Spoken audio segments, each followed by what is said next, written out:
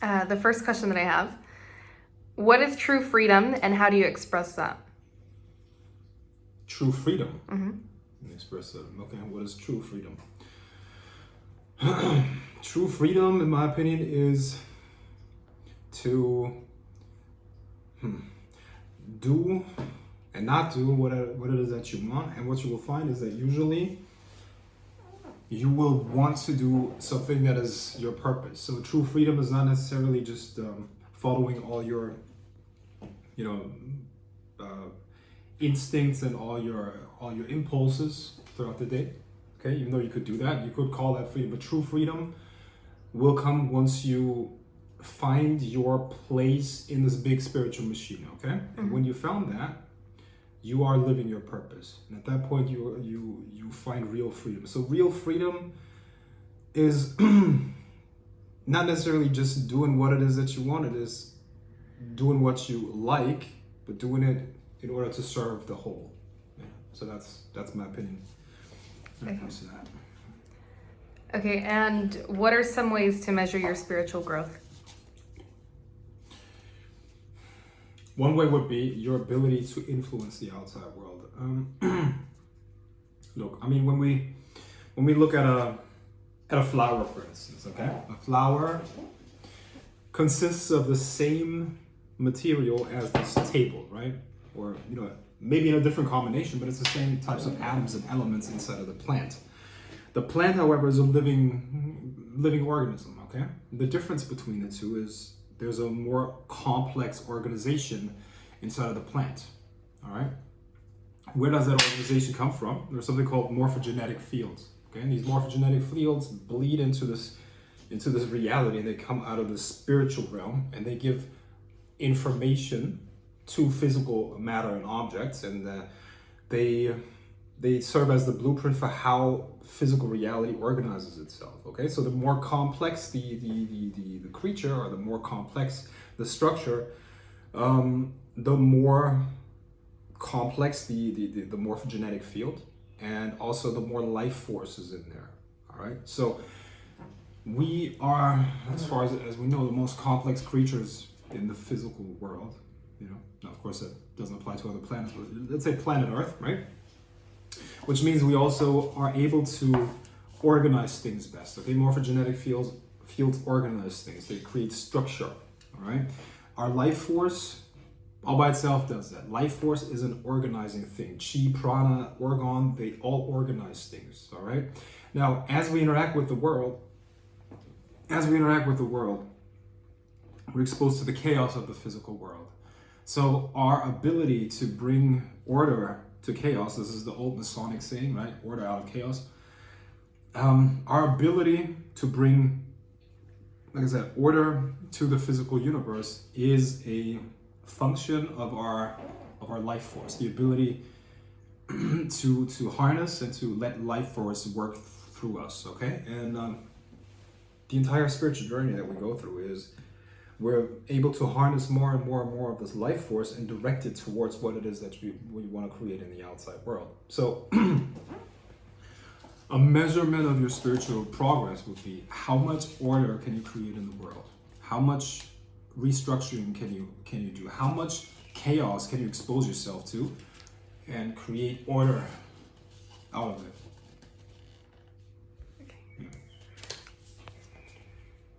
That totally blew my mind. Everything that you explained before it. Okay, the next question that I have. What is the best approach to take when you want to become the best in any field? The best in any field? Mm-hmm. Well, I don't believe that everybody can be the best in any field. It really depends. If you want to be the best in something, you have to be naturally good at it. You have to be talented, because if you're not working with something or in something that you're talented at, you're constantly going to fight yourself. See, most people spend their life doing something that they think they should do. Maybe it's the parents, society, or whoever told them to do that. Mm-hmm. So they got 30% of their energy focused on that. Their natural tendency, maybe 60s or whatever, let's say 50% of their natural energy and tendency is something completely different. Accountant, artist, okay? The person naturally is an artist, but they think they have to pay the bills, and they have to do it through something like serious being an accountant. So they put all of this effort into being an accountant. So 30% of their energy is spent on that. 50% of their natural tendency needs to be suppressed all the time. It needs to be like overcome, you know? So they have a tug of war going on within themselves. It's a conflict. 80% of the energy is wasted and spent on internal conflict. This is what you see as a result then on the outside is all those people that are like in a bad mood. They you can see it. They have no life force left. It's all spent on this internal conflict, right? And then what's left? 20% is there to actually do things, to actually be productive, okay? Now, the right thing is you should first of all find out what your natural tendencies are. What are you naturally good at, okay? And a good clue to know that would be what is very easy for you, and if you had to do it and you don't even notice, you know, like a fish in water, you don't even notice, you can do it very easily, and other people are like, wow, how are you doing that? And to you it's not even a big deal. This is your natural tendency. This is what you're naturally good at. Your mastery zone. This is the only way you're going to be able to achieve mastery, because remember, you're going to, if you set the best in the field, you're going to compete with the best in the world. And it's not possible to do that without any talent. You're not going to be the best basketball player without some natural talent, okay? So you got to find what your genius zone is, okay? Let's call that genius zone. Where can you be a genius? Where are you a genius? And everybody's a genius in something, okay? Some people are genius plumbers. Some people are genius, athletes. Some people are genius this and that and the other, okay? So you got to find your genius zone and then make that your profession in some way or another. And what you're going to find is you're going to kill it, and that's how you're going to get the best. Now, of course, there's work involved, but the work is going to be fun. The other option is deadly, okay? You're going to waste your time. You're going to feel frustrated. You're going to spend all of this time in internal conflict. Basically, the majority of society. Just look at them. Do you want to live like the majority of society? I hope you won't. You know? So that's really what you have to do. Find who you are and then find your niche in that field. What are some of your favorite exercises to manipulate the outside world? Let's say when you're out in public. My favorite exercise is to manipulate the outside world. Okay, my favorite. I have a couple. It's essentially, I mean, communication is the liquid and the lubricant. Okay, for everything. Communication is not just the words that you say. It's also, of course, the energy that you emit, or basically what is the non-verbal message that you have. Okay, and all of that, underlying body language, underlying speech, underlying all of that, it's energy. Okay, and what energy do you take on right now to have a specific effect? But the outside change will happen once you change the inside, okay? So once again, I mentioned something yesterday where you just find something about the other person that you like, and then think that, and then speak to them. You will find that the rapport is going to come about very fast. I mean, that's what you can do on a fly. Another thing would be you think of a sigil, okay? You think of a sigil and project it into some of their energy parts, energy body. You could send a spirit into their sphere, you know, to make them do what it is that you want.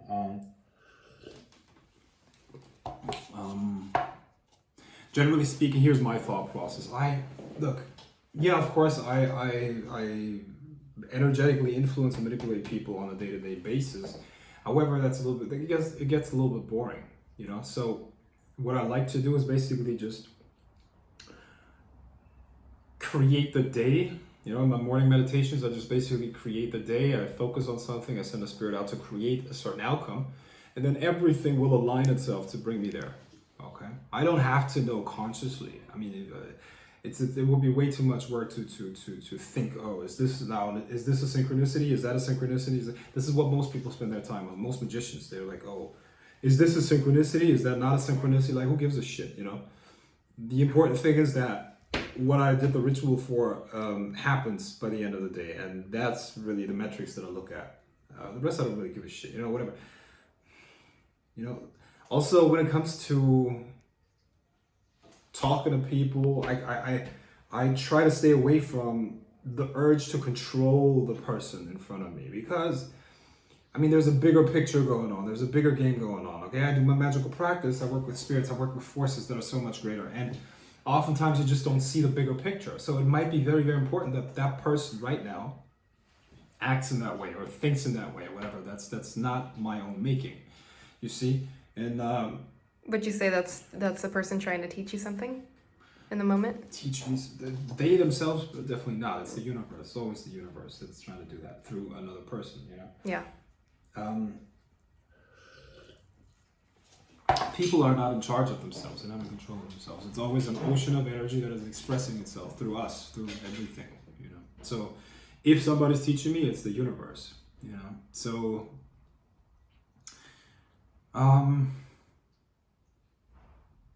I just, for the most part, I just try to enjoy social interactions. Why would I control every single one of them, you know? It's basically just, you're here, you're there, okay. And I think it's funny, it's really interesting to just observe people's reactions to notice where they're at. I have a game that I play. It's basically when I let's say walk around. I always do that in my head also when we're together and walking around and stuff like that. You know, I just try to guess the emotional tone of the person that's around me. You know, like in a split second, and then I try to match that. Just become them. What do they feel like? What do they think? You know, and after a while, that gets very good, because if you want rapport, you have to match the person at their emotional level. You can't be too high, you can't be too low, you gotta be there. Let's say the person is bored, you're not gonna be real to them if you speak to them in an excited tone. They're just not gonna notice, you see? So if you want people to react to you and listen to you, you have to become real to them. And that's only gonna happen once you got a common reality. And the reality is composed of a certain emotional quality, a certain emotional tone. And when you match that, you basically share their universe, and then that's when you become real to them. Otherwise, look, most people are sleepwalking through life. They're not aware, you know? They're not aware. They're constantly dreaming, sleepwalking, and you gotta appear in their universe, and do that by matching their frequency, which is an emotional tone. So I think this was 2 nights ago, but you were talking about something and I wasn't sure that I interpreted it the right way. So you said everybody is at war with themselves and not with you. Mm-hmm. And then you said you have 2 choices. You can either ignore it or see yourself as your teacher. And I think I mentioned that to you. I told you that I wrote that down, and then I think you said that I had it wrong. Mm-hmm. So what did you mean by see yourself as their teacher?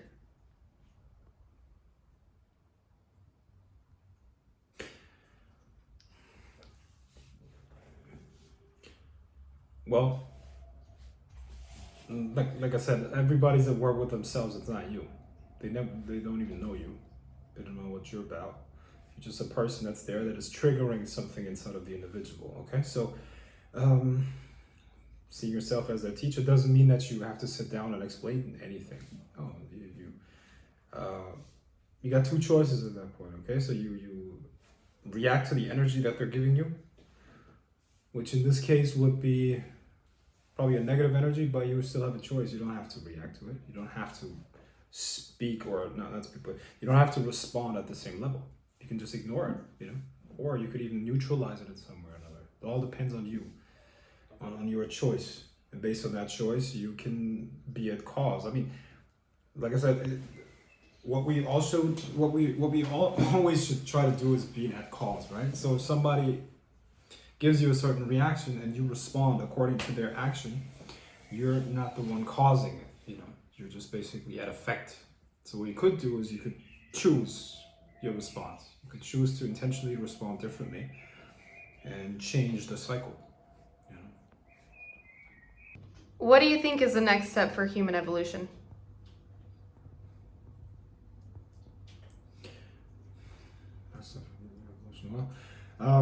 What are the most pressing problems that we have, you know? The next step, I believe, is going to be a convergence of physical immortality, control over our biological evolution, you know, gene editing inside of the living creature, and becoming transdimensional. Okay, transdimensional meaning being able to do things like teleportation, which is basically just a matter of having enough control over the states of consciousness and the amount of energy that's being sent back and forth. I mean, theoretically, a field of Oregon, earlier I talked about morphogenetic fields, right? So an information field, once it has enough energy, can condense down into the physical world. So when we look at at space, okay, I mean, all the space around us, it's not empty, obviously. And I'm not talking about the oxygen molecules and all the stuff that we breathe in. No, I'm talking about potentiality. There's a potential everywhere. There's a quantum vacuum wherever you go throughout the entire universe. So even the emptiest space in this universe, even a perfect vacuum would not be perfectly empty.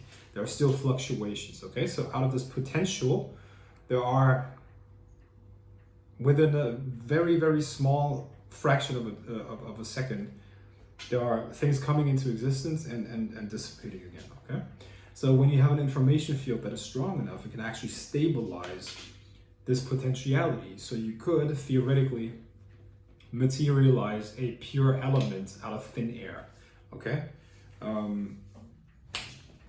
so theoretically it already exists. We don't. I mean, Oregon generators and all these things are, they already exist, but they're not strong enough. But if you can generate a strong enough instrument, you could potentially project an information field into space, and all of the elements would be materialized out of the quantum vacuum, and you would have something appear out of nowhere. Okay, that's basically like a Star Trek. What do they call it? A Star Trek replicator. Okay, so they basically just tell the computer, listen, I want Earl Grey hot. Okay, and the machine goes to work, and then you get a cup of coffee, a cup of tea sitting there, right? Now, this stuff, I believe, is definitely possible, and I just broke down a theory. So, Oregon generators exist, radionics exist, we have the theory of the quantum vacuum. All that is required is a strong enough projector. So, you project something, once again, these information fields, they exist in, it's called a 5D, everything in the physical universe, all physical matter has an information field around it. It's just not in this 3D world. Like the plants that I mentioned earlier, there's something that gives it structure, just like your body is being given structure and form through an aura, an information field, right? So, if your ability to focus energy is so strong from another level of existence, you could materialize your body wherever you want, okay, instantaneously, and the elements just come out of the quantum vacuum to do that, disappear, reappear, wherever, and I believe that's the future. It's definitely coming. I don't even think we need genetic modifications for that, or rather, a lot of yogis are capable of doing that, high-level yogis. I'm not talking about your random yoga studio, of course, down the street. I'm talking about actual, like, high-level mystics. They're capable of doing that, and they probably go through some genetic changes as they master yoga, But what if you can identify that and, trigger that through CRISPR? CRISPR is a gene editing technology, so you could intentionally change the genetic code of the individual to make them capable of doing that. The limitations, I don't know where they are. Because what we also can do is we can identify genes for intelligence, so we can make ourselves more intelligent. What would you come up with if you had an IQ of 300, 400, 500? It's crazy. I don't know where the limitations of that are, but I believe that we're on the verge of making a new evolutionary step. This also ties into, of course, apotheism. Apotheism, there will be some big announcements rather soon, right? But apotheism is essentially a philosophy for that new time, for that new species, for that new future, right? So the next evolutionary step will be transcending space and time and essentially becoming omnipotent from a human point of view. That would be godlike, definitely divine.